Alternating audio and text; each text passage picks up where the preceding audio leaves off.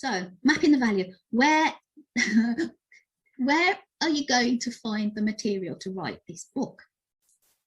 Okay, I suggest that you look at what you've already done.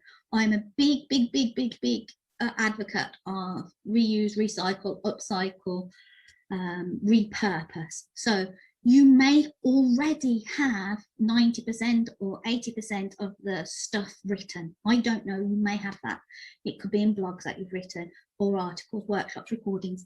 One of my clients, Anne, the first book that we did together, and I may have mentioned Anne before, the first book that we did together was a compilation of her, and it was called Clarity Papers, was a compilation of her blog articles that she'd written and her articles that she'd had syndicated to Forbes. That book, which we did together, was a compilation. Obviously, we had to put things in the right order and make everything fit nicely together. That book helped her get a deal with Bloomsbury. Okay, so, and the Power of Clarity came out. So don't diss your previous work, your previous articles, your previous blogs, your workshops or recordings. There's a huge space of value that you could take advantage of. Where else might you get value from? That you can write the book from.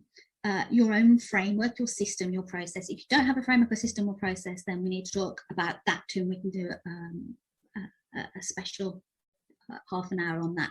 But if you've got a framework, you've got a system, you've got a process that people go through, everybody goes through, that your clients will go through, then that could be your book. It could just be, what is the framework, what is the system, what is the process that I take people through. It could be unfinished work. Oh my gosh.